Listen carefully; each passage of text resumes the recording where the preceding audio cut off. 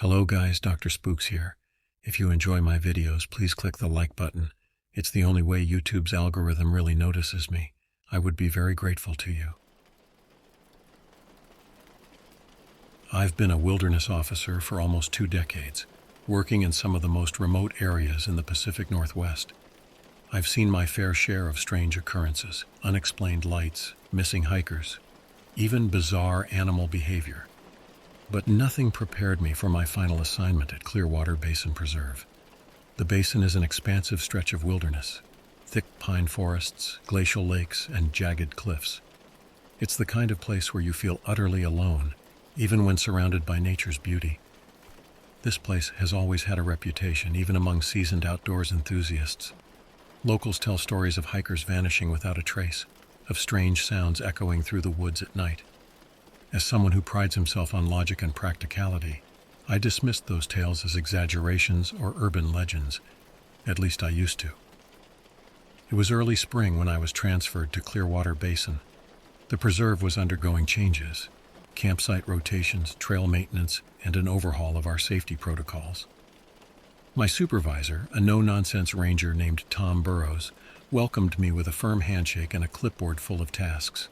"We're behind schedule," Tom said, his gruff voice matching the weathered lines on his face.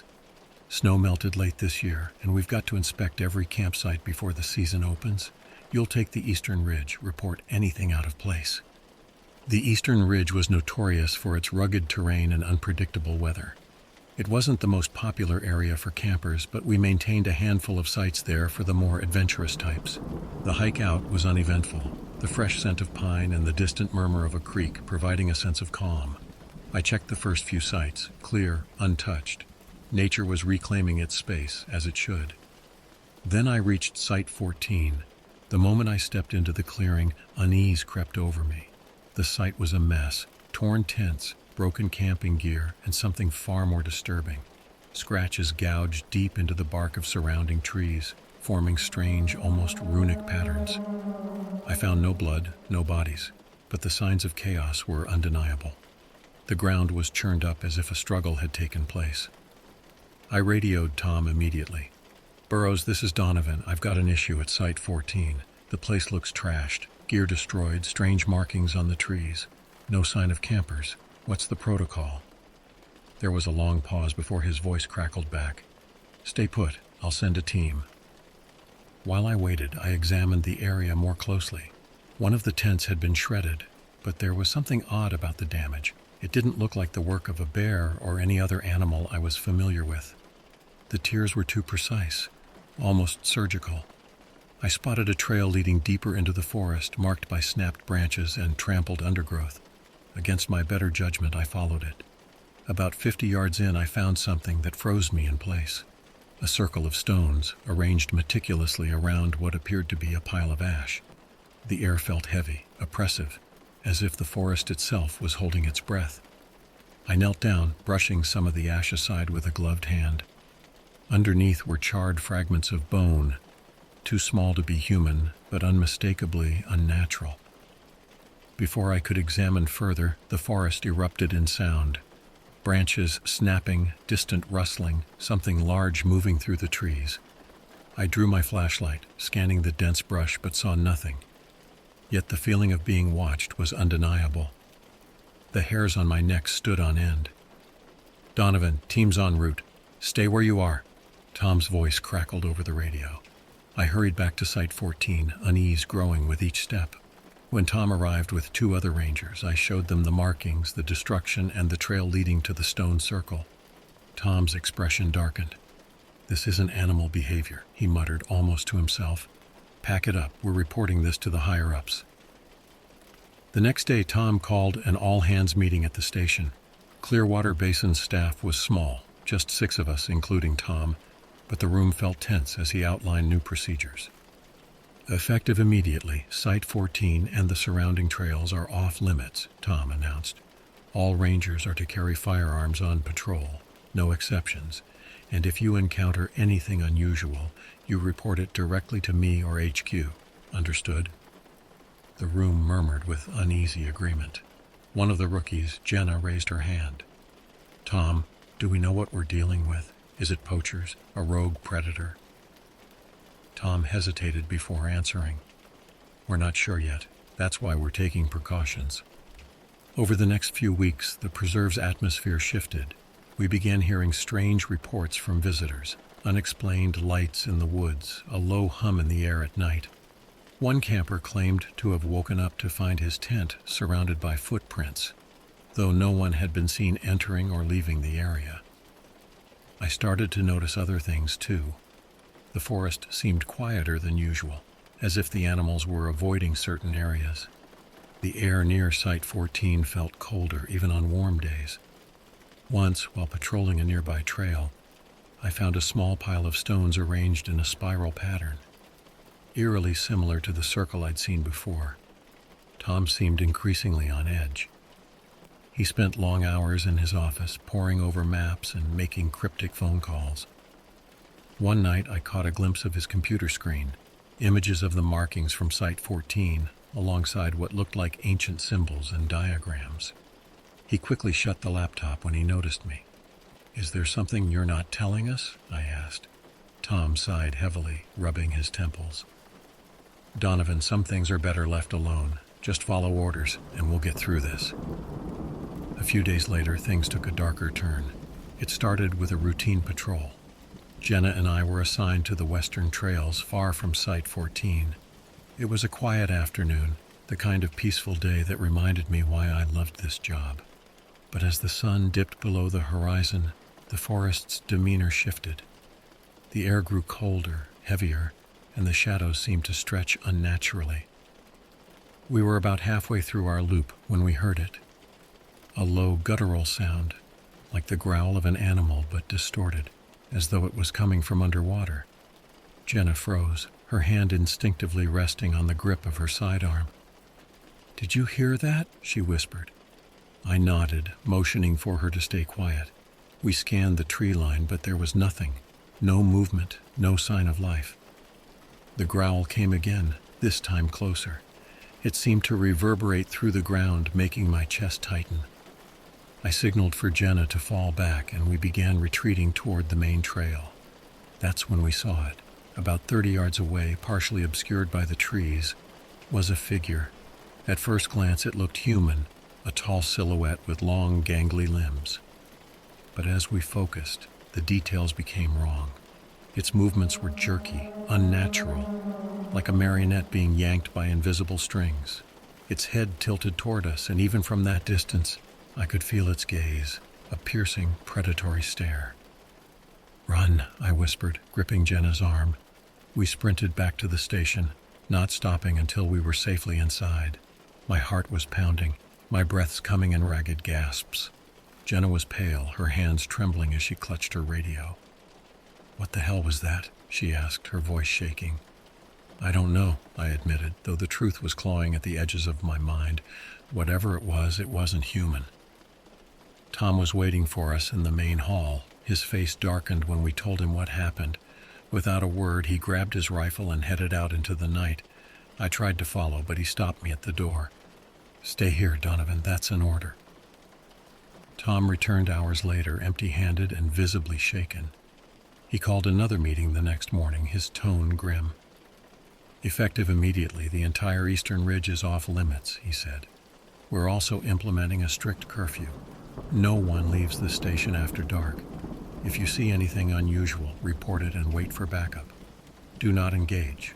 Understood?" There were no objections. Even the rookies, who had been skeptical of the new protocols, seemed unnerved. Over the next few days, the preserve's tension mounted. Visitors trickled in during the day, but left well before sunset. Staff patrols were reduced to daylight hours only, and even then we stayed in pairs. Despite the precautions, the strange occurrences continued. Cameras placed near Site 14 captured fleeting glimpses of movement, shadows darting between trees, faint glows that disappeared the moment they were in focus. One night, while reviewing the footage, I caught something that sent a chill down my spine. A figure appeared on the edge of the frame, just for a moment. It was the same gangly, unnatural shape Jenna and I had seen in the woods, but this time it was closer. I showed the footage to Tom, His face hardened and he deleted the file without a word. 2 weeks after the encounter, we received a report from a group of hikers who had strayed into the restricted zone. They claimed to have found an abandoned campsite near Site 14, one that hadn't been there before. They described strange symbols carved into the surrounding trees and a spiral of stones at the center. Tom ordered a team to investigate. I volunteered, along with Jenna and another ranger, Mark. Armed and on edge, we hiked to the location the hikers had described. When we arrived, my stomach dropped. The campsite was identical to the one I'd found during my first patrol. Same shredded tents, same strange markings. But there was something new, a faint trail of ash leading away from the spiral. We followed it cautiously, rifles at the ready. The trail led us to a clearing, where we found something that defied explanation. At the center of the clearing was a circle of trees, their trunks blackened as though burned from the inside out. The ground was littered with charred bones, some large enough to belong to a bear or elk, others disturbingly small. Mark knelt to examine one of the trees, his hand brushing against the scorched bark. As he did, the forest seemed to come alive. A deafening roar filled the air, and the ground beneath us trembled.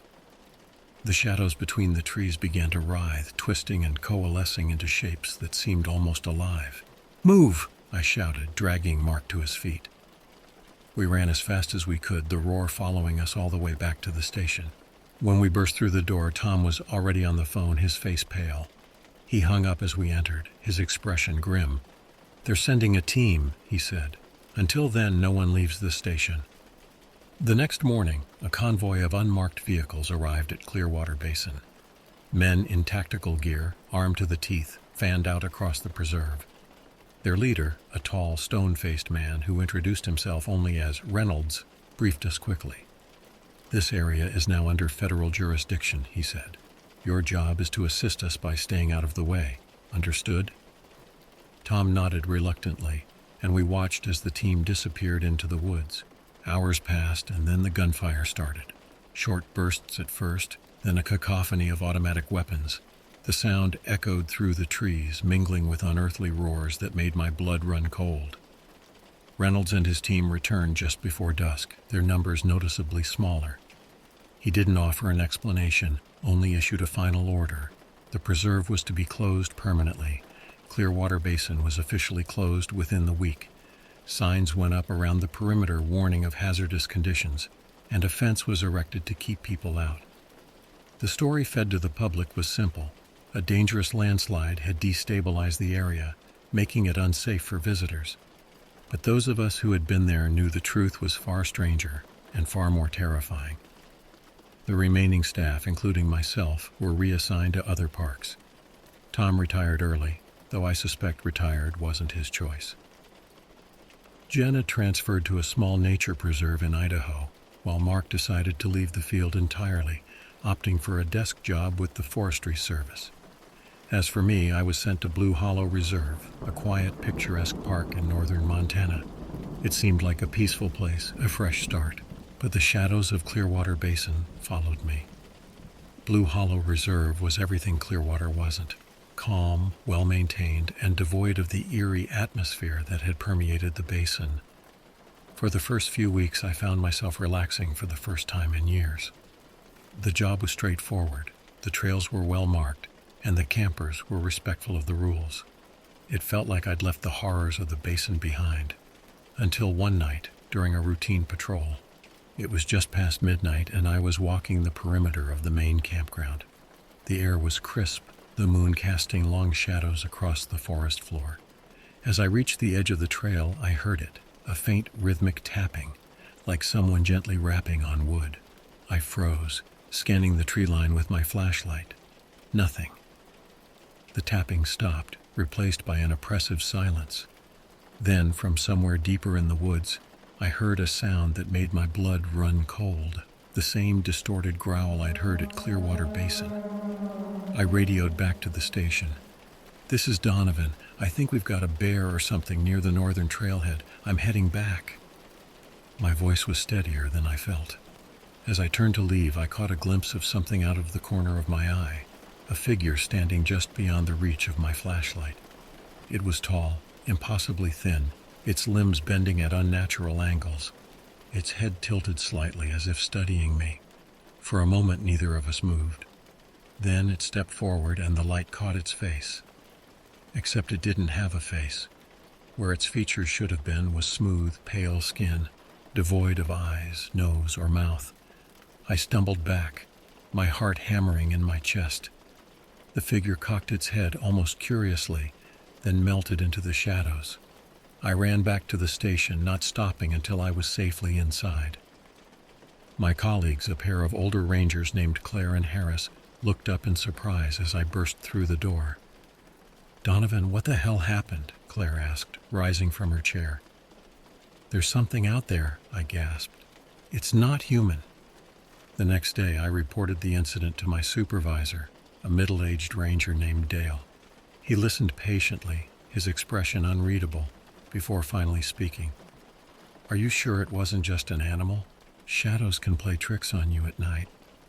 I shook my head. "I know what I saw, Dale. This wasn't a bear or a mountain lion, it was something else." He sighed, rubbing his temples. "I'll file a report, but don't expect much. These kinds of claims don't get a lot of traction." I left his office feeling frustrated and uneasy. As the days passed, I started to notice other oddities around the reserve. Campers reported hearing strange noises at night, whispers carried on the wind, faint tapping sounds coming from the trees. A few even claimed to have seen lights moving through the forest, though no one could agree on what they looked like. One evening, while reviewing footage from the trail cameras, I spotted something that sent a chill down my spine. In one clip, a faint humanoid shape appeared briefly between the trees. It was too distant to make out details, but its movements were all too familiar. I showed the footage to Dale, but he dismissed it as a trick of the light. Could be anything, a deer, a shadow, even a smudge on the lens. Don't read too much into it. But I knew better. A week later, the disappearances began. The first was a solo hiker, a young man named Eric who had been exploring the northern trails. When he failed to return to his campsite, a search party was organized. We combed the woods for hours, calling his name, but there was no sign of him. The only clue we found was his backpack, abandoned near a creek. The straps were torn, as if by something with immense strength. The second disappearance happened 2 days later. This time, it was a family of 3, parents and their teenage daughter. They had been camping near the southern edge of the reserve, well away from the northern trails. Their tent was found intact, but the family was gone. The fire pit was still warm, and their belongings were untouched. Panic began to spread among the staff. Dale tried to reassure us, but his own unease was evident. He instituted new rules. All patrols were to be conducted in pairs, and no one was to enter the forest after sunset.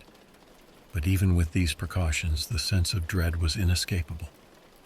One night, while patrolling with Claire, I heard the tapping again. It was faint at first, but grew louder as we approached a clearing. There in the center of the clearing was a spiral of stones, just like the one I'd seen at Clearwater Basin.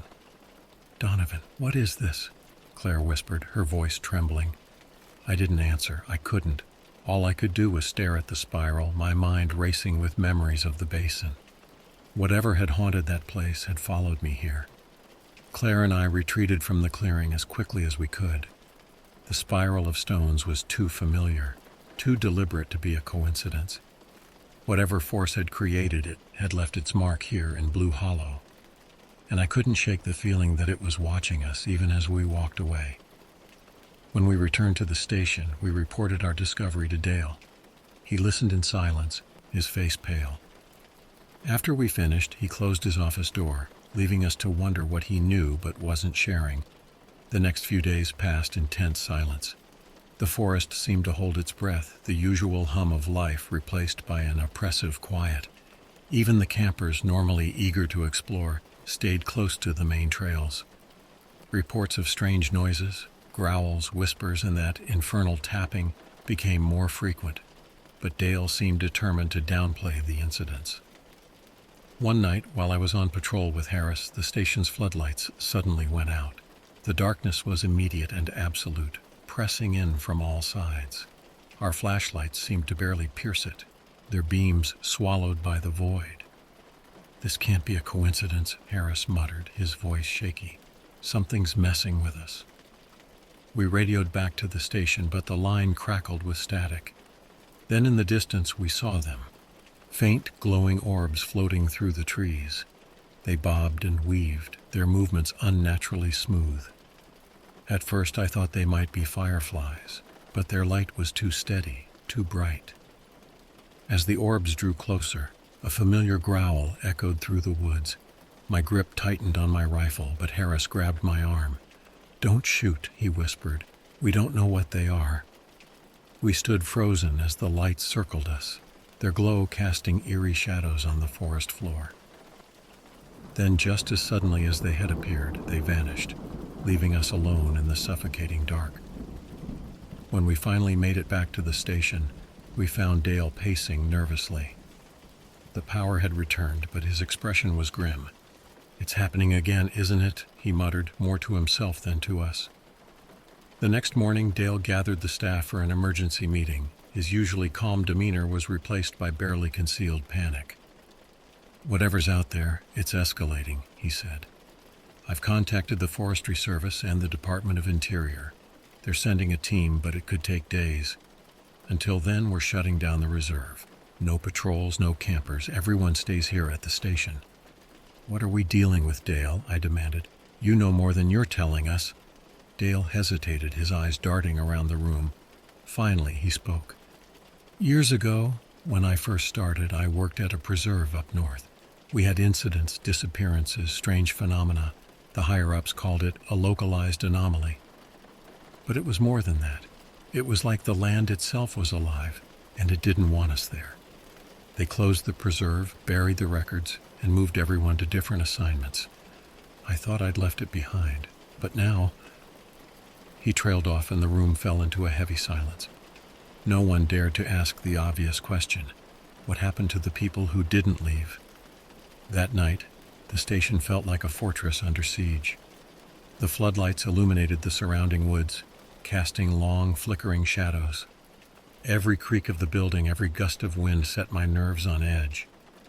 Around midnight, the tapping started again, louder this time. It seemed to come from all directions, as if the trees themselves were knocking against one another. Then came the growl, low and guttural, vibrating through the floor. "We can't just sit here," Claire said, her voice tight with fear. "What if it comes inside?" Dale shook his head. "We stay put. Reinforcements will be here in the morning." But morning felt an eternity away. As the hours dragged on, the noises grew louder, more chaotic. The tapping became a deafening drumbeat, and the growls gave way to unearthly howls. Then the lights went out again. Panic set in. Claire and Harris grabbed flashlights and huddled near the door. I held my rifle, my finger hovering over the trigger. Dale stood by the window, peering into the darkness. "It's testing us," he muttered. "It wants us to run."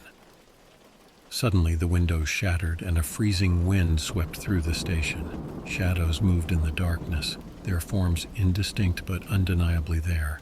One by one, they pressed against the walls, their shapes shifting and writhing. I raised my rifle, but Dale grabbed my arm. "Don't," he said. "You'll only make it worse." The shadows grew bolder, slipping through the broken windows and pooling on the floor like living smoke. One of them reached for Harris, its tendrils curling around his leg. He screamed, thrashing wildly as it pulled him toward the door. Without thinking, I fired. The sound was deafening, the recoil jarring, but the shadow recoiled, releasing Harris. It writhed in the light of the muzzle flash, then vanished.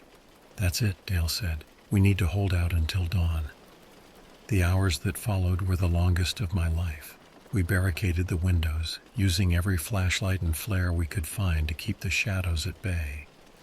The tapping and howling never stopped, but the creatures never breached our defenses again. Finally, as the first rays of sunlight broke through the trees, the noises ceased. The shadows retreated, melting into the forest as if they had never been there. Outside, the woods were eerily still, the aftermath of a storm that had left no trace. Reynolds and his team arrived later that morning. They swept through the station, confiscating all evidence, trail camera footage, logs, even our personal phones. We were debriefed, sworn to secrecy, and reassigned to different locations. Blue Hollow Reserve was closed indefinitely, labeled a protected area under federal law. Officially, it was due to concerns about soil erosion and wildlife conservation. Unofficially, we knew the truth. Some places aren't meant to be inhabited. I have since left the service, choosing a quiet life far from the wilderness. But the memories of Clearwater Basin and Blue Hollow still haunt me. Sometimes late at night I hear the tapping, the faint rhythmic sound that once signaled something far darker. Whatever it is, it's still out there, watching, waiting. And I know deep down that it's only a matter of time before it finds me again. When I first saw the job posting for a fire watch position in North Haven National Forest, I thought it was a dream come true. A solitary job, perched in a lookout tower deep in the wilderness, seemed like the perfect escape from my stressful life in the city. I'd spent years working as a data analyst, soul-crushing hours staring at spreadsheets in a dim office. The thought of breathing fresh air and being surrounded by nature was all I needed to pack my bags and apply. I wasn't sure I'd get the job. The application process was competitive, with hundreds of candidates eager for the opportunity. But luck seemed to favor me. A week after my interview, I received an offer letter. I was ecstatic.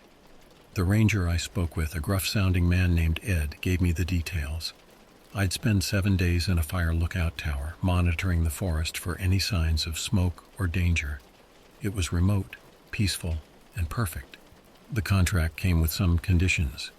I had to complete a week of training at the base camp before my first shift. It was standard protocol, Ed explained, to ensure I knew how to handle emergencies, navigate the forest, and use the equipment. The training was uneventful, mostly lectures about fire safety and radio operations. I spent most of the week itching to get out of the classroom and into the wilderness. Finally, the day came to visit the lookout tower. Ed drove me there himself, steering his truck through winding dirt roads that cut through the dense pine forest. The canopy above us blocked most of the sunlight, casting long shadows across the road. "So this your first time working in the field?" Ed asked, his eyes fixed on the road. "Yeah," I admitted. "I've done some hiking, but nothing like this." He chuckled. "You'll get used to it. Just remember, the job's not as romantic as it sounds. You're up there alone, and the forest can mess with your head, but stick to the rules and you'll be fine." "What kind of rules?" I asked, curious. Ed hesitated, gripping the wheel a little tighter. "You'll see when you get there." When the tower came into view, my breath caught in my throat. It was perched atop a rocky hill, its stilts rising high above the treetops. The structure looked both majestic and precarious, like it belonged in a postcard. A narrow staircase wound its way up to the cabin at the top, which was surrounded by a wraparound deck. The view was stunning even from the ground. Ed parked the truck and handed me a small duffel bag filled with supplies. "This should last you a week. You've got a radio up there to call in anything serious, but keep in mind it's a solo gig. If you need backup, it could take hours for someone to reach you." He started up the stairs and I followed, my heart pounding with a mix of excitement and unease. The steps creaked under our weight, and I couldn't help but glance down at the drop below. Heights weren't my favorite thing, but I pushed the thought aside. When we reached the top, Ed unlocked the door and gestured for me to step inside. The cabin was simple but cozy. A small kitchenette occupied one corner, complete with a stove, sink, and mini fridge. A cot with a neatly folded blanket sat against one wall, and a desk with a map of the forest took up the center of the room. Windows lined all 4 walls, offering an uninterrupted view of the surrounding wilderness. "This'll be your home for the week," Ed said. "You'll need to check the forest every 30 minutes during the day and every hour at night. Log the weather conditions and keep an eye out for any signs of smoke. Oh, and don't leave the tower unless it's an absolute emergency." "Understood," I said, trying to sound more confident than I felt. Ed handed me a binder. "This is your manual. Everything you need to know is in here. First thing you should do is read it, and remember, stick to the rules." He left me alone after that, his truck disappearing down the road. I stood at the window staring out at the endless expanse of green. For the first time in years, I felt a sense of calm. The first few hours were uneventful. I spent some time unpacking my supplies and exploring the cabin. I found a pair of binoculars on the desk, along with a radio and a notebook for logging my observations. The cupboards were stocked with canned goods, and a small emergency kit sat under the sink. As the sun began to set, I stepped out onto the deck to take in the view. The sky was painted in hues of orange and pink, the forest below bathed in a golden glow. I snapped a few photos with my phone, already imagining the likes they'd get on social media when I got back to civilization. By the time twilight set in, I decided to dive into the manual. It was full of the standard stuff: how to report a fire, what to do in case of an injury, and tips for dealing with wildlife. But as I flipped through the pages, a folded piece of paper fell out. It was handwritten, its edges frayed as if it had been passed between many hands. I unfolded it and read, "The rules 1. Never leave the cabin after dark. 2. If you hear knocking on the walls or the floor, do not respond. 3. If the radio crackles between midnight and 2 a.m., turn it off immediately. 4. If you see a light in the forest moving toward the cabin, close the shutters and hide. 5. Don't answer the voices that come from outside." I stared at the note, a chill creeping up my spine. The handwriting was messy, almost frantic, as if whoever wrote it was in a hurry. It didn't match the professional tone of the manual, and there was no explanation for the rules. "Probably just a prank," I muttered, folding the note and slipping it back into the binder. But as the sun dipped below the horizon and the forest was swallowed by darkness, the words lingered in my mind. The first night in the tower was both exciting and unnerving. The sheer isolation was palpable. The forest, alive and vibrant during the day, seemed to transform under the cover of darkness. The distant hoots of owls and the occasional rustle of leaves reminded me I wasn't entirely alone, though it did little to soothe the creeping unease. I completed my first nighttime scan of the forest at 9 p.m., rotating slowly around the deck with binoculars in hand. The trees below were a black void, blending into the horizon. I tried to focus on the task, but the memory of the note tugged at the edges of my thoughts. What could those rules possibly mean?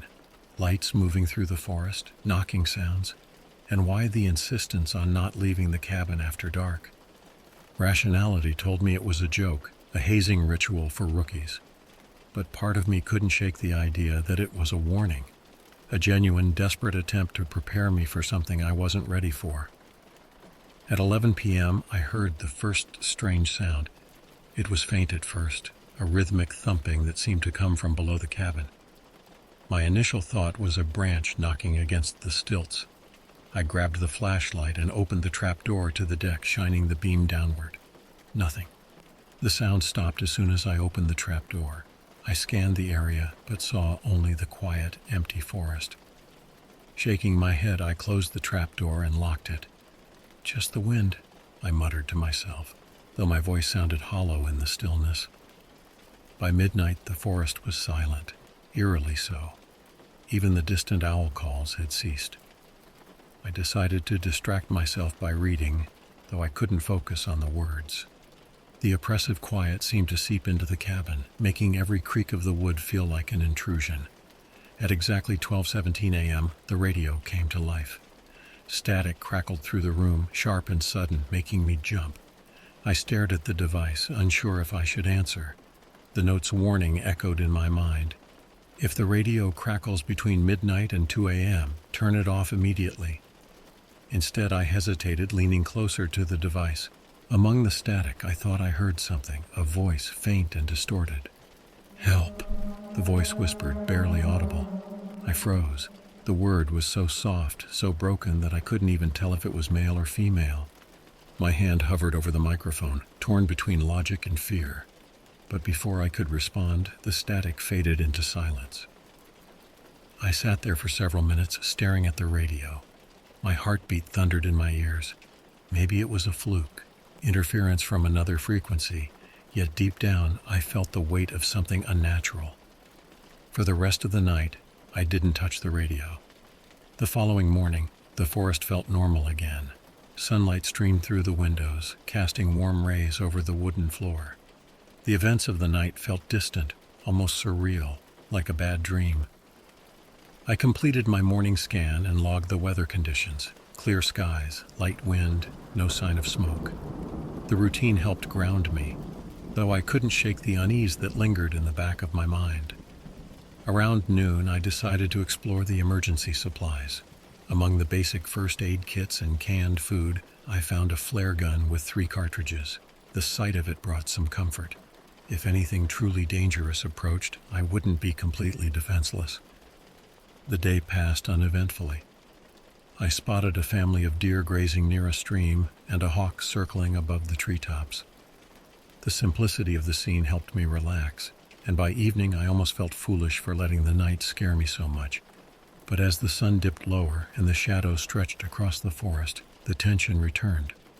I locked the trapdoor and braced myself for whatever this second night might bring. The knock came just past midnight. I bolted upright from the cot, my heart hammering in my chest. It was the same rhythmic thump I'd heard the previous night. 3 deliberate knocks, spaced evenly apart. This time it came from the far wall of the cabin. I grabbed the flashlight but hesitated. "Do not respond," the note had warned. The knock came again, louder this time. It wasn't the sound of branches or wind. It was deliberate, purposeful. I held my breath, waiting for it to stop. After a few agonizing minutes, the knocking ceased. But the silence didn't last. Out of the corner of my eye, I saw it, a faint glow in the distance, weaving through the trees. At first, I thought it was a camper's flashlight, but the light moved too smoothly, too unnaturally. It bobbed and floated, growing brighter as it approached the cabin. Panic surged through me. I scrambled to close the shutters, fumbling with the latches as the light drew nearer. Its glow seeped through the cracks, bathing the room in an eerie, bluish hue. I ducked beneath the table, clutching the flare gun like a lifeline. I squeezed my eyes shut and began to count. 1, 2, 3. When I reached 50, I dared to peek. The light was gone. By the 3rd day, I was questioning my sanity. The rules, the strange occurrences, the oppressive isolation, it was all starting to wear on me. I debated calling Ed to ask for an early pickup, but something stopped me. Pride, curiosity, I wasn't sure. The daylight hours were uneventful, though I couldn't shake the feeling of being watched. Every creak of the cabin, every rustle of the wind felt like a prelude to something worse. The forest, once a source of awe, now felt hostile. Around noon, I noticed something strange on the far edge of the valley. A cluster of crows had gathered in the trees, their black forms silhouetted against the sky. They perched silently, their heads all turned toward the cabin. I tried to focus on my routine, but the sight of those birds lingered in my mind. It felt like an omen. The 3rd night began like the previous 2, tense and heavy with anticipation.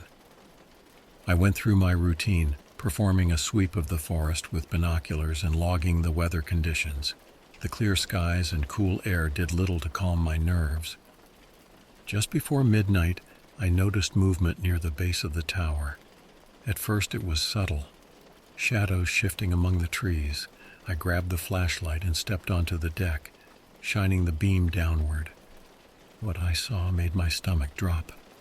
A group of animals had gathered at the base of the tower. There were deer, coyotes, and even a black bear standing unnaturally still. Their heads were all tilted upward, their eyes fixed on the cabin. The bear growled softly, the sound low and guttural, almost as if it were speaking to the others. I backed away from the railing, my mind racing. The note's warning rang clear. If animals surround the tower, don't go down to look. Fire your flare gun into the air twice, 1 minute apart, then lock yourself in the bathroom. Fumbling, I grabbed the flare gun from the emergency kit and loaded the first cartridge. With shaking hands, I aimed upward and fired. The flare arced into the night sky, painting the forest in blood-red light. The animals didn't move. I reloaded and fired the second flare. This time a few of the smaller animals twitched, but none of them scattered. Their gaze remained fixed on the cabin, their bodies eerily still. I retreated into the cabin, locking the trapdoor behind me. My breathing was shallow as I barricaded myself in the bathroom, sitting on the cold floor with the flare gun clutched in my hands. The growling and scratching continued outside, a sinister symphony that lasted for hours. When dawn broke, the animals were gone. The forest was quiet again, but the tension in the air was undeniable. I completed my morning sweep, though I avoided looking at the ground beneath the tower. The memory of those glowing eyes haunted me. Around midday, I noticed something new. A strange symbol scratched into the bark of a tree near the base of the tower. It was a spiral, rough and uneven, as if etched in a hurry. I didn't recognize it, but something about the shape made my skin crawl. That night, as I tried to steel myself for whatever might come, the trapdoor rattled. The sound was faint at first, a soft creak of wood against metal. I froze, my eyes darting to the latch. Then came the voice. "Let me in," it called. It was deep, gravelly, and familiar. My heart sank as I recognized Ed's voice. "It's me," the voice continued. "I need to talk to you. Open the door." I hesitated, stepping toward the trapdoor, but then I remembered the note. "Do not acknowledge voices that come from outside." "Ed?" I called cautiously. "What are you doing here?"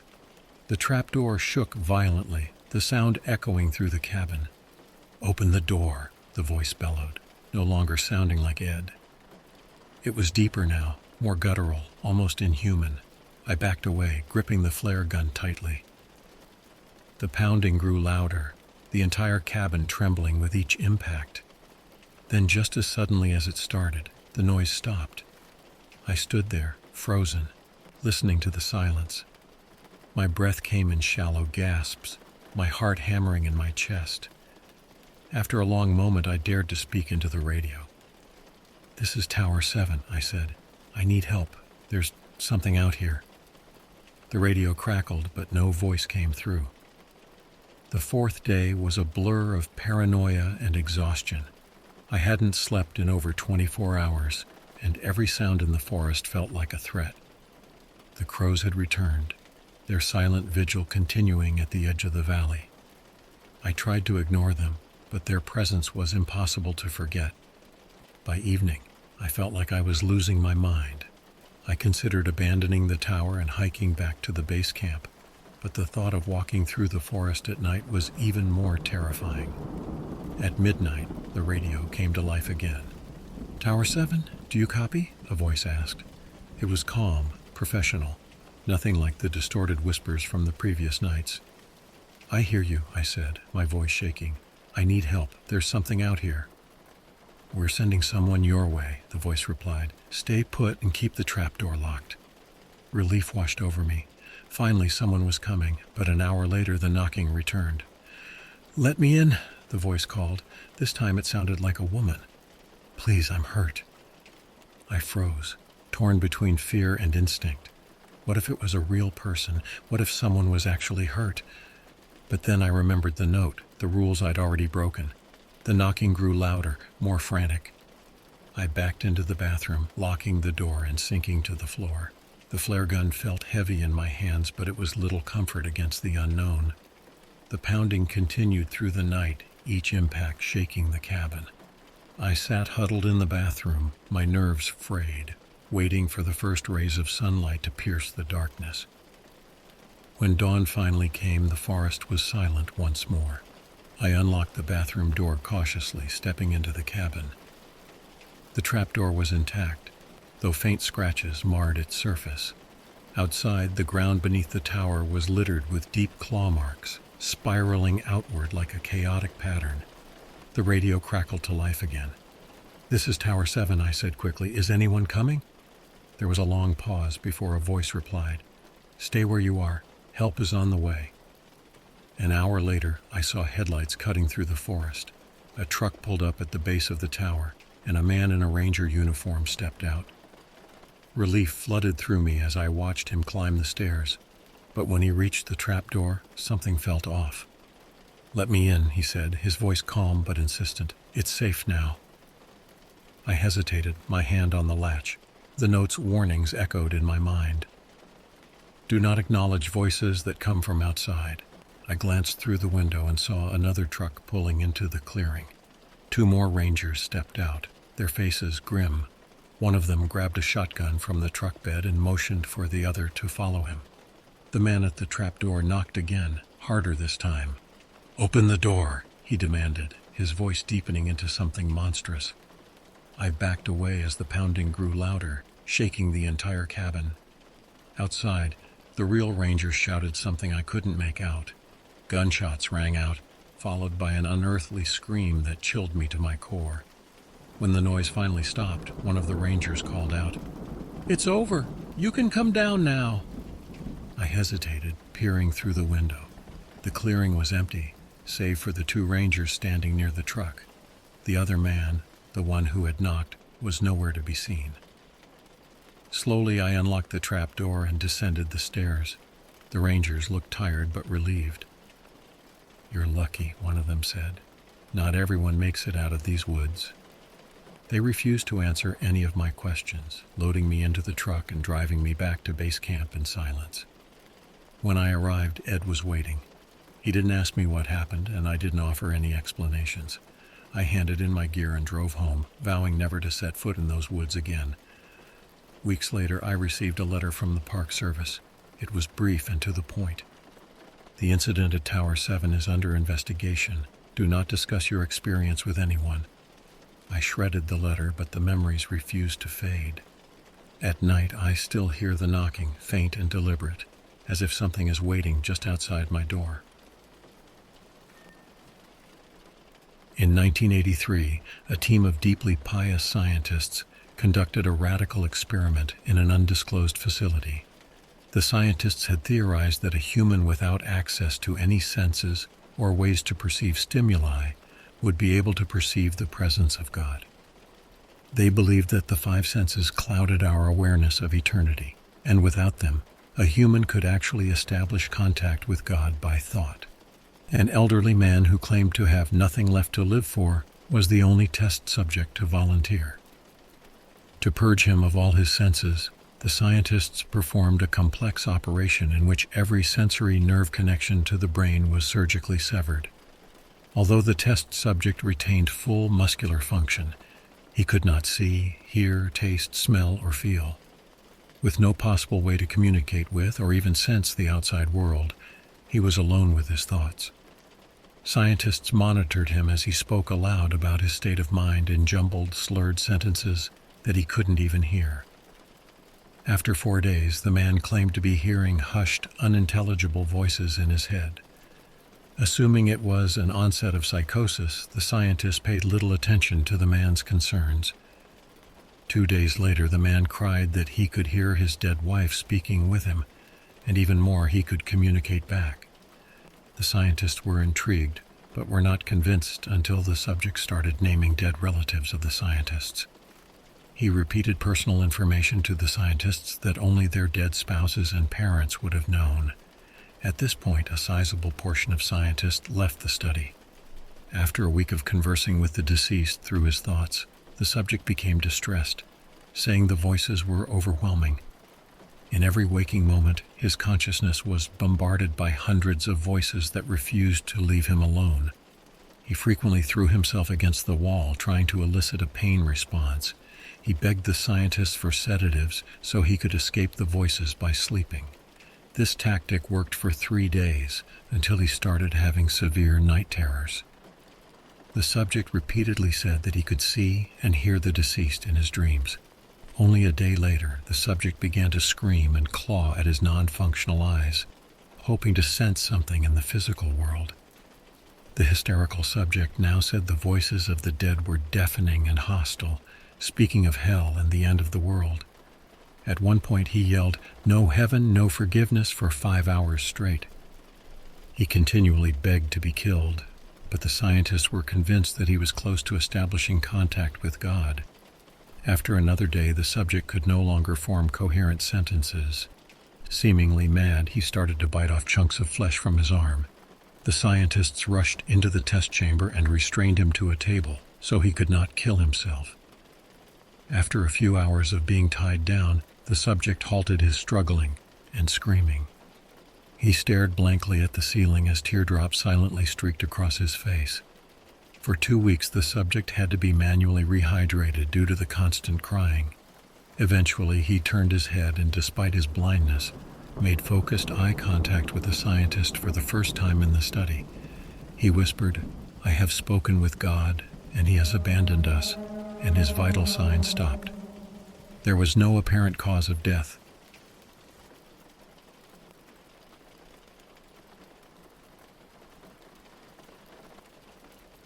The old ranger station at Hollow Rock wasn't much more than a glorified shed. The peeling green paint on its wooden panels, the sagging porch steps, and the dusty windows made it clear this place had been forgotten by anyone who didn't need it. My uncle Mason was one of the few who still came here willingly. He'd been a ranger for decades, long enough to see the station go from the heart of the local forest to an outpost for emergencies only. Mason claimed he didn't mind the isolation, that the quiet kept his head clear, but there was something in his tone whenever he spoke about Hollow Rock. When he invited me to stay overnight during one of his shifts, I jumped at the opportunity. After years of strained family dinners and vague updates about his work, I wanted to understand him better. Besides, the forest always felt like an escape to me, something raw and untamed, far from the chaos of everyday life. I didn't know then how raw and untamed it truly was. The drive into the forest was long and uneventful, the narrow dirt road winding through groves of old pine and birch.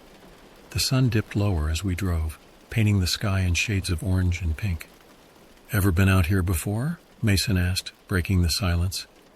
"Nope," I replied. "Didn't even know this place existed until you mentioned it." He smirked. "Most people don't. Hollow Rock's not exactly a tourist hotspot. The trails are overgrown, the wildlife's unpredictable, and the cell service is non-existent. It's just me and the forest out here." "That doesn't get lonely?" He shrugged. "Sometimes, but it's peaceful too. Quiet in a way the rest of the world isn't." The station appeared suddenly as we rounded a bend. It sat perched on a rocky outcrop half hidden by trees. A rusted metal sign swung lazily in the breeze, the words Hollow Rock Ranger Station, barely legible. "This is it," Mason said, pulling the truck to a stop. The inside of the station was cleaner than I expected, though the furniture was sparse. A desk piled with papers sat near the window, and a small cot was tucked into the corner.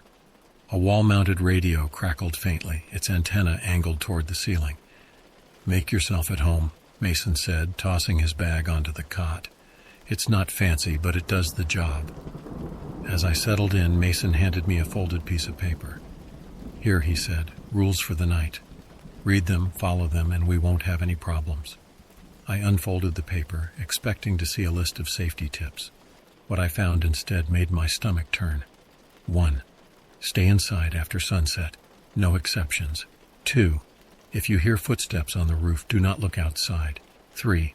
The lantern must remain lit. Do not let the flame die. 4. If the clock strikes 3:12 a.m. and the wind stops, hide. 5.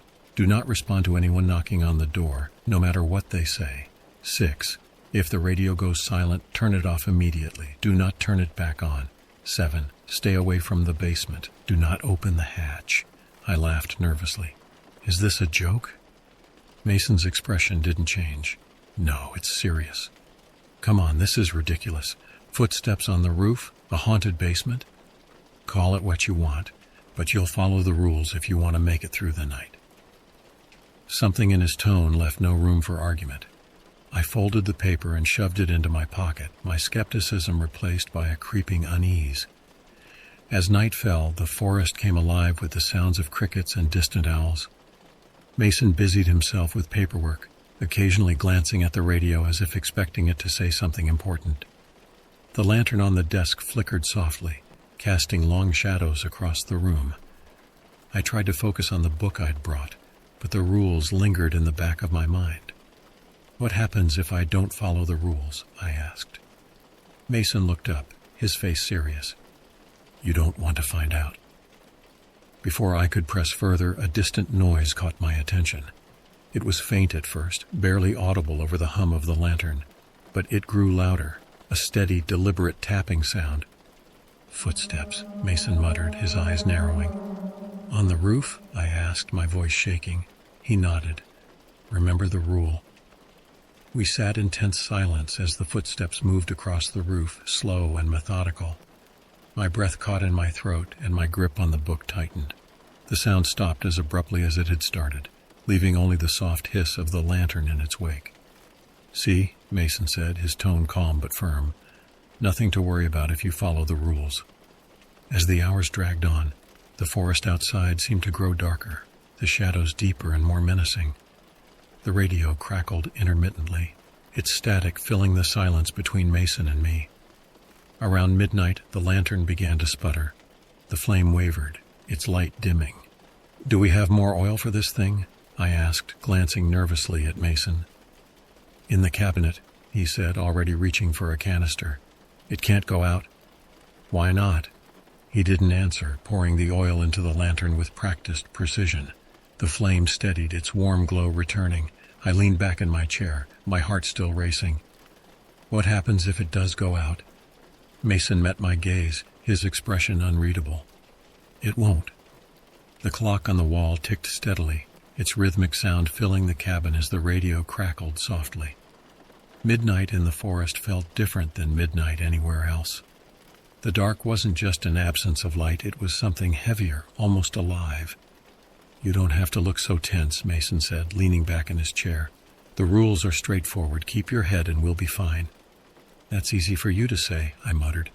You've been doing this for years. I'm not used to whatever this is. He smirked but didn't respond. I wanted to push him for more answers, but the unease in his expression stopped me. It was like he didn't want to say too much, afraid the wrong words might make things worse. Instead, I stared at the lantern, its steady flame the only thing keeping the room from falling into darkness. My eyes kept drifting to the hatch in the floor, a heavy wooden door with rusted hinges and a thick padlock. You said to stay away from the basement, I said, breaking the silence. What's down there? Mason's smirk faded. Nothing you need to worry about. That's not an answer. It's the only answer you're getting, he snapped.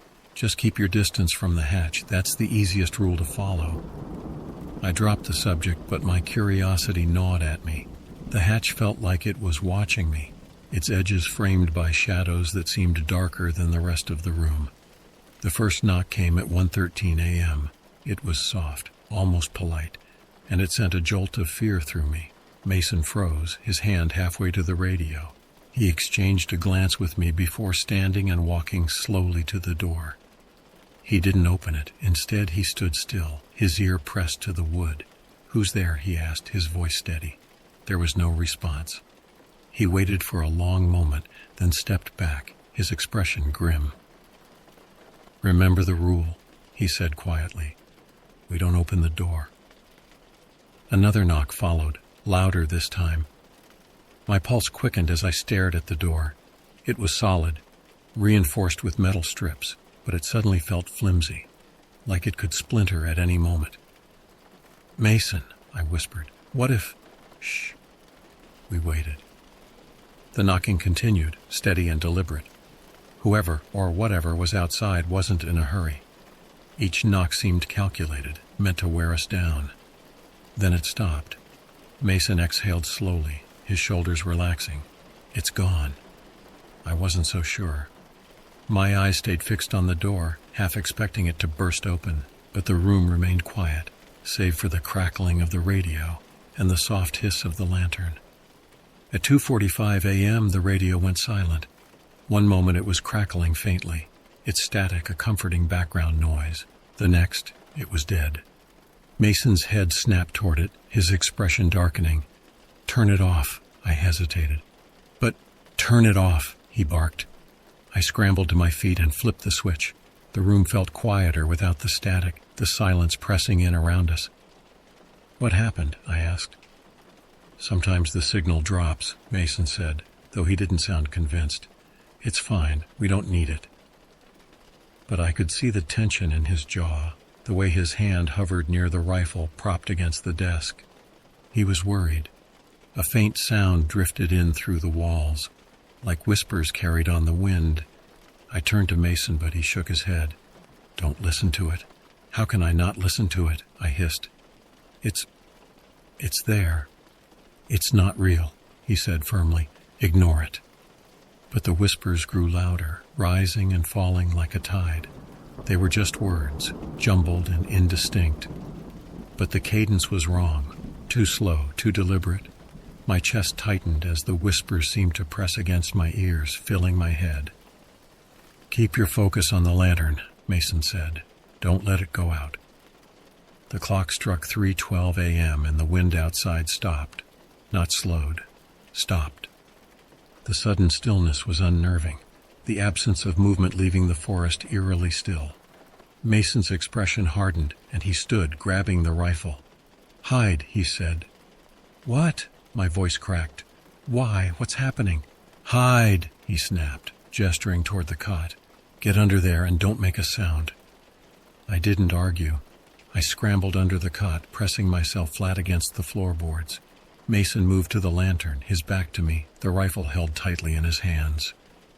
For a moment, nothing happened. The room was silent, the flame casting flickering shadows on the walls. Then came the footsteps. They were slow and deliberate, heavy boots crunching against the gravel outside. My breath caught in my throat as the footsteps grew louder, circling the cabin. Mason stood motionless, his eyes fixed on the door. The flame in the lantern wavered, its light dimming. Stay calm, he whispered, though I wasn't sure if he was talking to me or himself.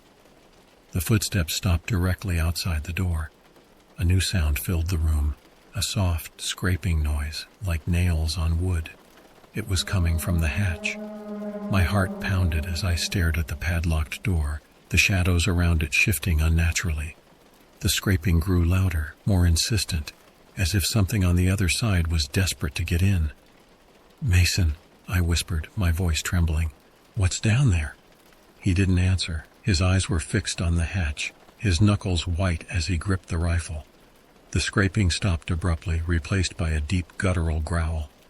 We need to leave, Mason said, his voice low and urgent. Now. What about the rules? I asked. Screw the rules, he said, grabbing the lantern. Get up, we're leaving.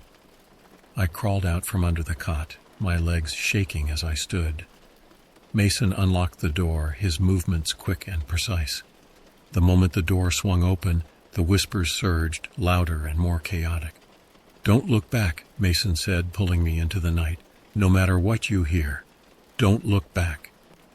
The forest outside the cabin was cloaked in shadows, the trees towering above us like silent sentinels. The air was unnervingly still, heavy with the absence of sound. Mason led the way, the lantern in one hand and his rifle in the other, his movements deliberate and steady. I followed close behind, my heart pounding in my ears. The silence was unbearable, a void that pressed down on my chest. Even our footsteps seemed muted, swallowed by the oppressive quiet. What's happening? I whispered, afraid to break the stillness, but even more afraid of the unknown. Not now, Mason said, his voice low. Just keep moving. We moved deeper into the forest, away from the cabin and whatever had been scratching at the hatch. The trees seemed to close in around us, their branches twisting unnaturally in the dim light of the lantern. The footsteps returned. At first, I thought it was just the sound of our own movements echoing in the silence, but the rhythm was off, too slow, too deliberate. They came from behind us, growing louder with each step. Mason, I whispered, panic rising in my voice. Don't stop, he said, his tone sharp, and don't look back. The footsteps grew closer, each one sending a shiver down my spine. I couldn't resist the urge to glance over my shoulder, even though I knew I shouldn't. What I saw stopped me in my tracks. 2 pinpricks of light hovered in the darkness, glowing faintly like distant stars. They were too high off the ground to belong to any animal I knew, and they didn't move like eyes. They simply stared, unblinking. Nate! Mason's voice snapped me out of my trance. He grabbed my arm, pulling me forward. What did I say? Don't look back. There's something there, I stammered, my voice shaking. I know, he said, but looking at it makes it worse. Keep your eyes ahead. I forced myself to look forward, but the image of those glowing eyes was burned into my mind. They felt alive, like they were watching me even now. We stumbled into a small clearing, the faint light of the moon breaking through the canopy. Mason stopped, his breathing heavy, and held the lantern high, scanning the area. Why are we stopping? I asked, my voice barely above a whisper. We need to regroup, he said, his eyes darting around the clearing. Something's wrong. No kidding, I snapped, my fear boiling over into frustration. What the hell is going on? What's out there? Mason hesitated, his expression grim. I don't know what it is, he admitted. No one does. But it's been here longer than we have. The rules... He stopped himself, shaking his head. The rules are the only thing that keep it at bay.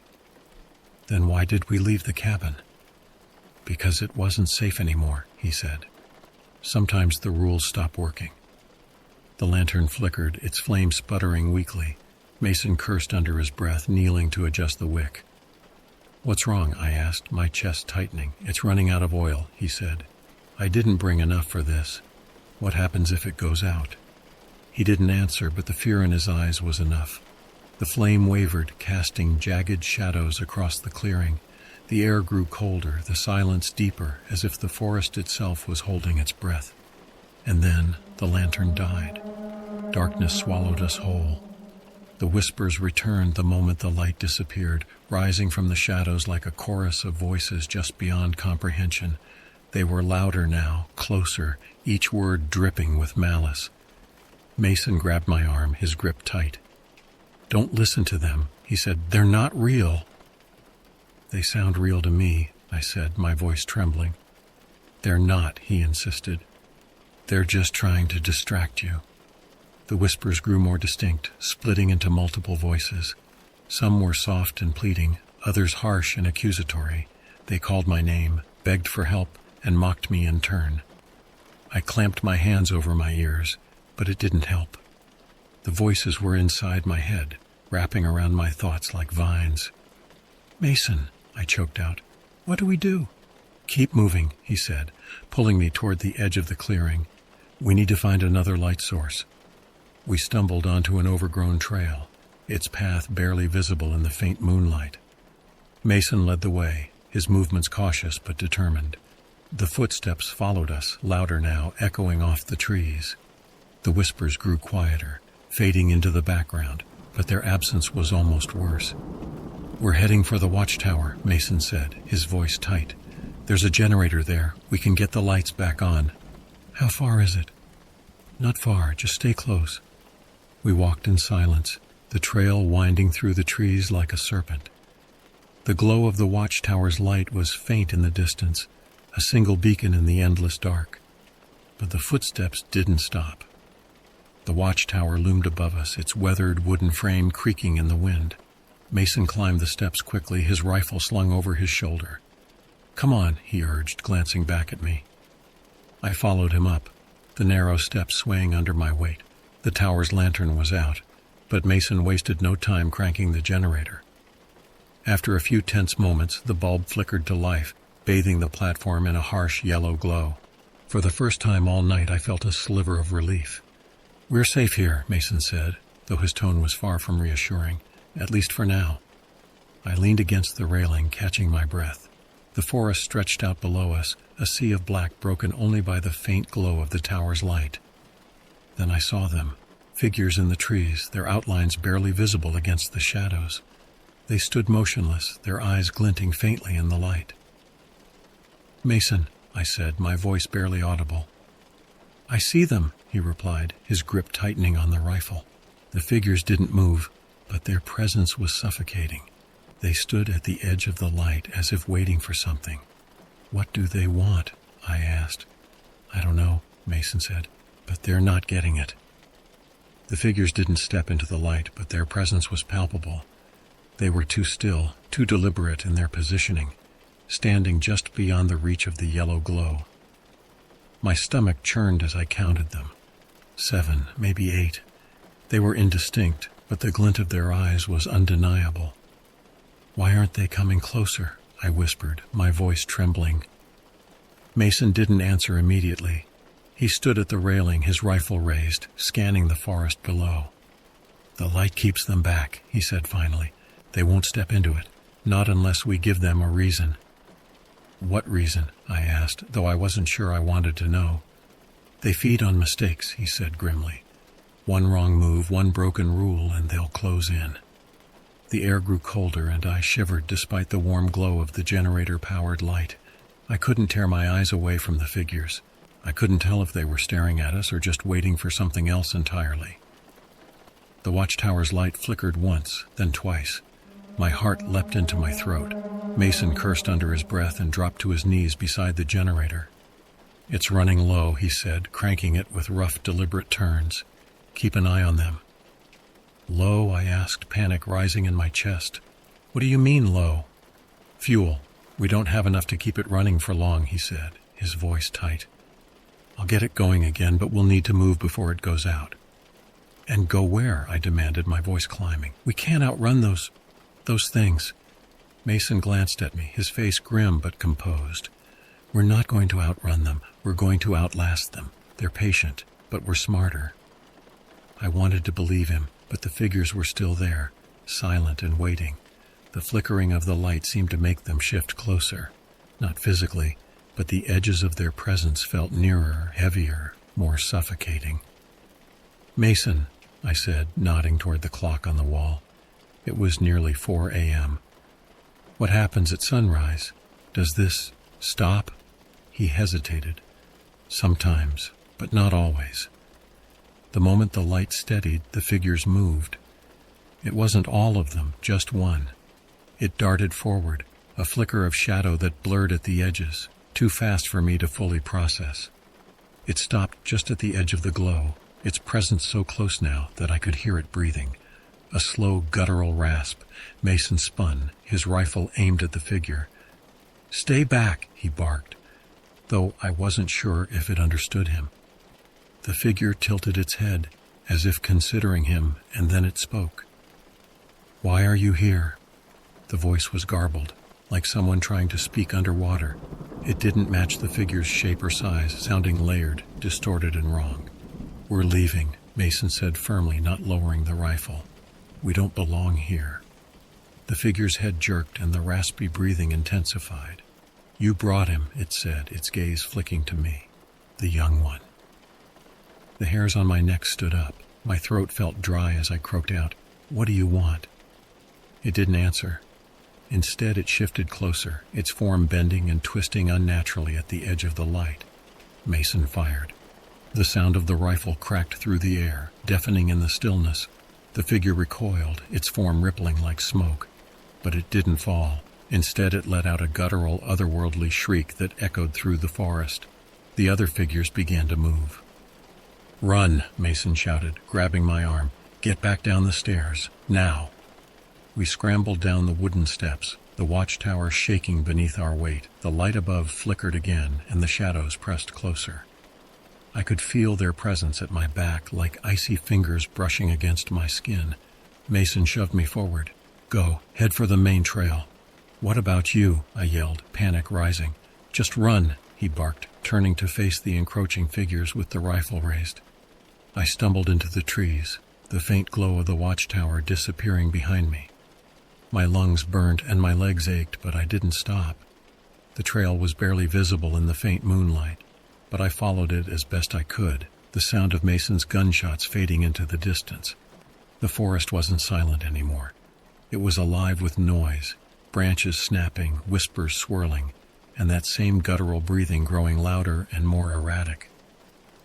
The trees seemed to twist around me, their shapes warping in the darkness. I tripped over a root and fell hard, the wind knocked out of me. For a moment I lay there, gasping for breath, the shadows around me pulsing with an unnatural rhythm. Then the voice returned. "Why do you run?" It was close, too close. I scrambled to my feet, my hands shaking, and turned in a slow circle. There was nothing but trees, but the voice came again, low and menacing. "You don't belong here." "I didn't want to be here," I shouted, my voice breaking. "I didn't ask for this." The forest seemed to respond, the shadows pressing in tighter, the whispers rising to a deafening cacophony. I clapped my hands over my ears, sinking to my knees. A hand grabbed my shoulder, and I flinched, spinning around. Mason stood there, his face pale and drawn, his breathing ragged. "We can't stop," he said, his voice hoarse. "They're still coming." "Where do we go?" I asked, tears streaming down my face. "There's nowhere left." "There's always a way," Mason said, though he didn't sound convinced. "We just have to—" He stopped, his gaze snapping to the shadows behind me. Before I could react, he pushed me aside and raised the rifle.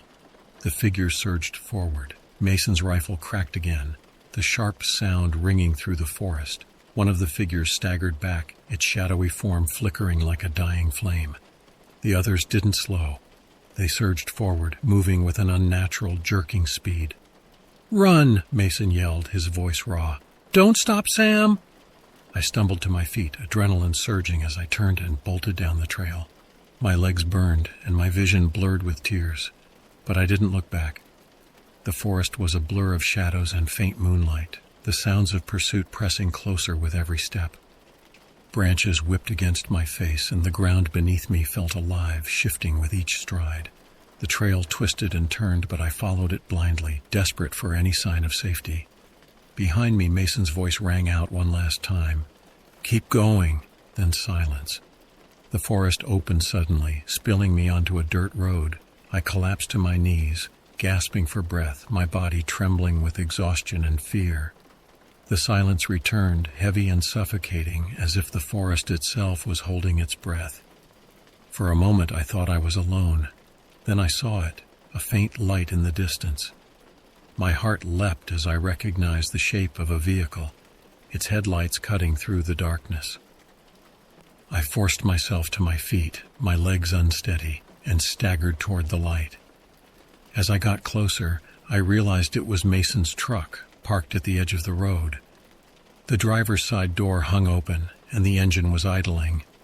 Mason wasn't there. I climbed into the truck, slamming the door behind me and locking it. My hands shook as I gripped the steering wheel, my breath coming in ragged gasps. The keys were still in the ignition, and for a moment I considered driving. But where would I go? The road stretched endlessly in both directions, flanked by the oppressive shadows of the forest. A noise outside made me freeze. Footsteps, slow and deliberate, crunching against the gravel. I held my breath as the footsteps circled the truck, each one sending a shiver down my spine. The windows fogged slightly from my panicked breathing, obscuring my view of the outside. Then the passenger door handle rattled. My chest tightened as I stared at the lock, willing it to hold. The rattling stopped, replaced by a soft tapping on the window. I turned slowly, my heart pounding. A face stared back at me through the glass, a face that shouldn't have been there. The truck was too tall, the window too high off the ground, but there it was. It looked like Mason, but something was wrong. His eyes were too dark, his smile too wide, and there was a smear of something red running down his cheek. "Let me in, Sam," he said, his voice calm and even. "It's me." I shook my head, my body trembling. "You're not him." "Don't be ridiculous," the thing said, its head tilting unnaturally to one side. "I'm right here. Open the door." I fumbled for my phone, my hand shaking so badly I nearly dropped it. I scrolled through my contacts and called Mason. The phone rang and rang and rang. Then, from somewhere deeper in the forest, I heard it. The faint, unmistakable sound of a phone ringing. It wasn't coming from the figure outside. It was farther away, somewhere lost in the trees. The thing at the window smiled wider, its teeth too sharp. "You can't call him. He's not coming back." I turned the key in the ignition, the engine roaring to life. The thing outside didn't flinch. It stayed perfectly still, its head cocked to the side, watching me with that same unnerving smile. My foot slammed on the gas, and the truck lurched forward. Gravel sprayed against the undercarriage as I sped down the dirt road, the forest rushing past in a blur. The headlights cut through the darkness, but the trees seemed to press closer, their branches reaching for the vehicle like skeletal hands. The road twisted and turned, and I gripped the wheel tightly, my knuckles white. My heart pounded as I glanced in the rearview mirror. The thing wasn't following, but the forest wasn't letting me go. The headlights flickered and the shadows on the road seemed to shift, forming shapes that darted just out of view. The truck groaned as the road grew rougher, potholes jarring the wheels. The silence returned, heavier than before, and then the figures appeared again. They stood in the middle of the road, their forms barely illuminated by the flickering headlights. There were more of them now, dozens, maybe more, lining the trees on either side. Their eyes glinted faintly, and their presence was suffocating. I slammed on the brakes, the truck skidding to a halt. My chest tightened as I stared at the wall of figures blocking my path. The figures didn't move. They stood perfectly still, their eyes fixed on me. The whispers began again, rising from the shadows like a tide. "Why did you come here?" one of them said, its voice low and guttural. I gripped the steering wheel, my knuckles white. "I didn't mean to," I said, my voice trembling. I just want to leave." "You brought him," another voice said, layered and distorted. "You broke the rules." "What rules?" I demanded, tears streaming down my face. "We didn't break anything." The figures shifted, their forms rippling like smoke. "The forest is not yours," they said in unison. "It is ours." The whispers grew louder, pressing against my mind. I clamped my hands over my ears, but it didn't help. The sound was inside me, twisting my thoughts, drowning me in a sea of voices. And then, through the cacophony, I heard it, Mason's voice. "Run, Sam."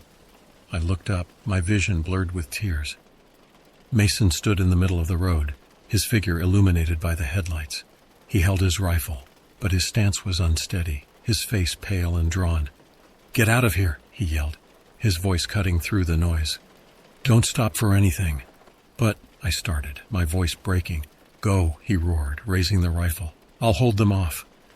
The figures surged forward, their forms blending into the shadows. Mason fired, the sound of the rifle echoing through the forest. I slammed my foot on the gas, the truck lurching forward. The figures swarmed, their shadows twisting and writhing, but I didn't stop. The truck barreled through the road, the whispers fading into the distance. I didn't look back. The dirt road stretched endlessly before me, the headlights cutting through the oppressive darkness. The whispers were gone, replaced by the steady rumble of the truck's engine and the pounding of my heart.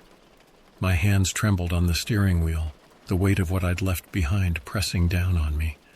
Mason's voice echoed in my mind. "Run, Sam, don't stop for anything." I had done as he'd said, but the guilt was unbearable. The forest had taken him. I didn't know what that meant, but I knew it wasn't good. I couldn't shake the image of him standing there, rifle raised, as the figures closed in.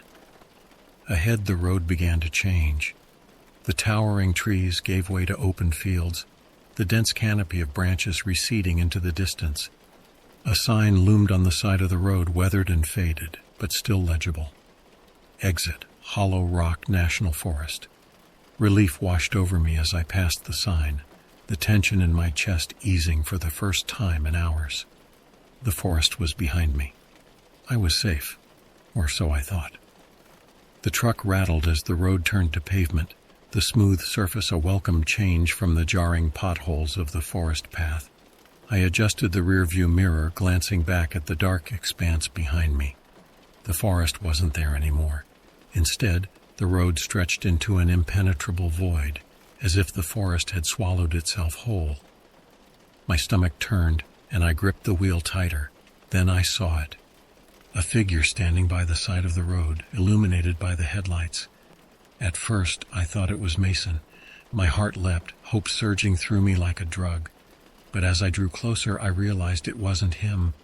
The figure was too tall, its limbs too thin, and its posture too rigid. Its face was obscured, but its head turned to follow me as I passed. "Keep driving," I muttered to myself, my knuckles white on the steering wheel. "Just keep driving." The figure didn't move, but I could feel its gaze on me long after it had disappeared from the rearview mirror. The ringing of my phone shattered the silence, startling me so badly I nearly swerved off the road. I fumbled for the device, my hands shaking, and glanced at the screen. Mason. My chest tightened. It couldn't be him. I had seen him in the forest, heard his voice telling me to run, but against all logic, I answered. Mason? I whispered, my voice trembling. Sam. His voice was calm, almost too calm. Where are you? I got out, I stammered. I'm on the main road. Are you okay? There was a pause, the line crackling faintly. You need to come back. What? No, I'm not going back there. You left something behind, he said, his tone unnervingly even. If you don't come back, it'll follow you. I froze, my breath catching in my throat. What are you talking about? Another pause, then quieter, almost a whisper. Check the back seat. My blood ran cold. Slowly, I glanced at the rear-view mirror. The back seat was empty, but the shadows seemed deeper than they should have been. I turned, my heart pounding, and strained to see into the darkness. At first, there was nothing. Then a shape began to emerge. It wasn't human. The figure was hunched, its limbs impossibly long, its head tilted at an unnatural angle. Its eyes glinted faintly in the dim light, and its mouth twisted into a grotesque, jagged smile. Keep driving, it rasped, its voice low and guttural. I screamed, slamming on the brakes. The truck skidded to a stop, the tires screeching against the pavement. I fumbled with the door handle, throwing it open and stumbling out onto the road. When I turned back, the back seat was empty again. I stood in the middle of the road, my chest heaving as I tried to catch my breath. The truck idled nearby, its headlights cutting through the darkness. The figure was gone, but the road felt wrong. It stretched out endlessly in both directions, flanked by the same dense forest I thought I'd left behind. I turned back toward the truck, my legs trembling. I didn't want to get back inside, but I couldn't stay here. The forest was watching me, its shadows pressing closer with every passing second. With shaking hands, I climbed into the driver's seat and slammed the door shut. The forest didn't make sense anymore. The exit sign I'd passed, the open fields I'd seen, none of it was real. The forest wasn't letting me go. I drove for what felt like hours, the road looping endlessly through the trees. The clock on the dashboard flickered, the numbers shifting erratically. 3:12 a.m., 1:45 a.m., 5 a.m.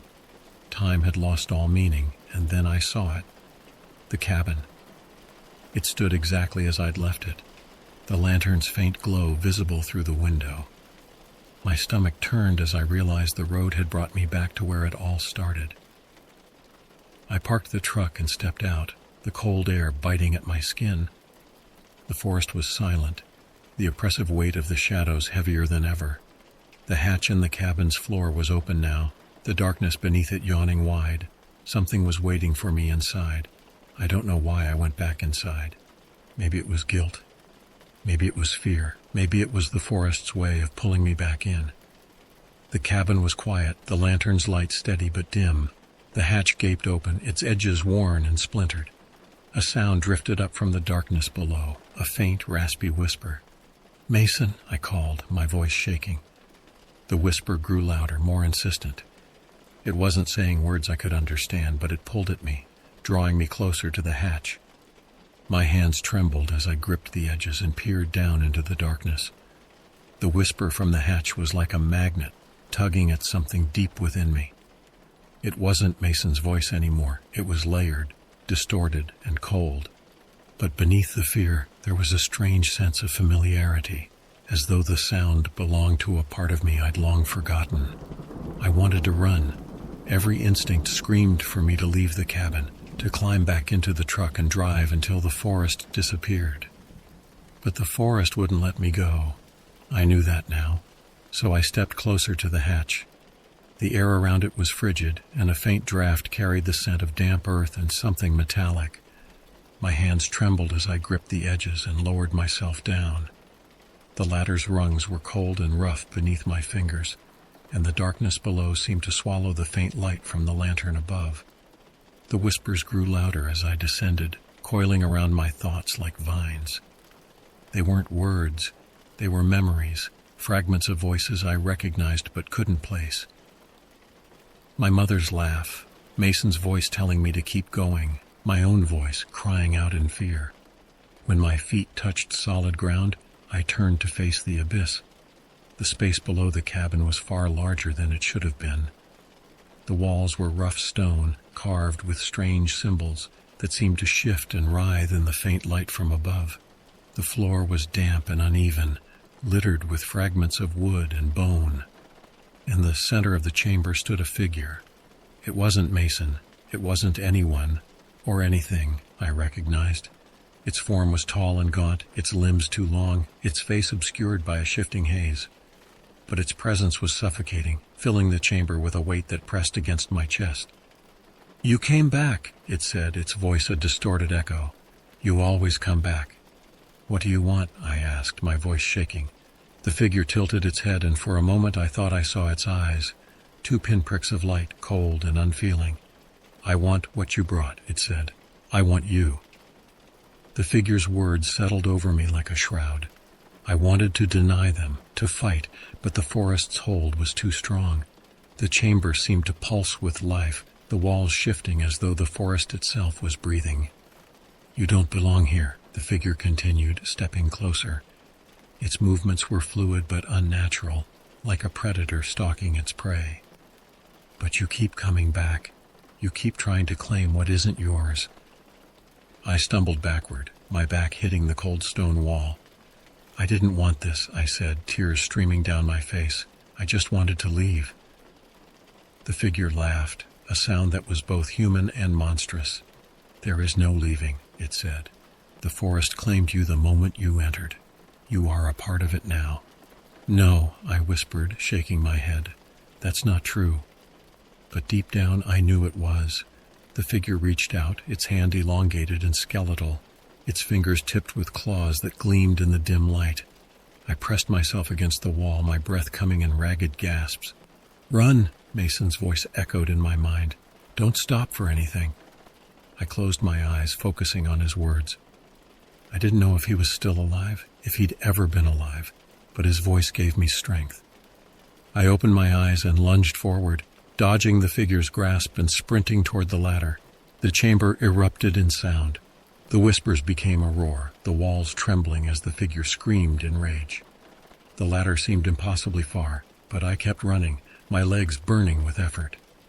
I reached the ladder and climbed as fast as I could, the figure's distorted cries chasing me upward. The moment I pulled myself out of the hatch, I slammed it shut and threw the padlock into place. The cabin was dark, the lantern extinguished. The silence was deafening, but I didn't stop. I ran to the truck, my heart pounding, and climbed inside. The forest seemed darker than before, the trees pressing closer to the road, but I didn't care. I slammed the truck into gear and sped down the dirt path, the tires skidding on the loose gravel. The whispers followed me, faint but persistent, like a distant memory I couldn't shake. The road twisted and turned, but I kept driving, my eyes fixed on the faint glow of the horizon. Then I saw it, the exit sign. It loomed ahead, its letters glowing faintly in the truck's headlights. I didn't dare look back as I passed it. The road opened up into fields, the trees receding into the distance. The whispers faded, replaced by the steady hum of the truck's engine. The sky began to lighten, the first rays of dawn breaking over the horizon. I kept driving, the weight of the forest still pressing against my chest. I didn't know where I was going, but I knew one thing for certain. I was never coming back. They never found Mason. The search parties scoured Hollow Rock for weeks, but there was no trace of him or the cabin. The forest had taken them both, swallowed them whole like it had so many others. I didn't tell anyone what really happened. Who would believe me? The forest wasn't something you could explain. It was something you survived. Even now I hear the whispers sometimes, faint and fleeting, like a distant echo. They call my name, tempting me to return, but I ignore them. The forest can keep its secrets. I'm not going back.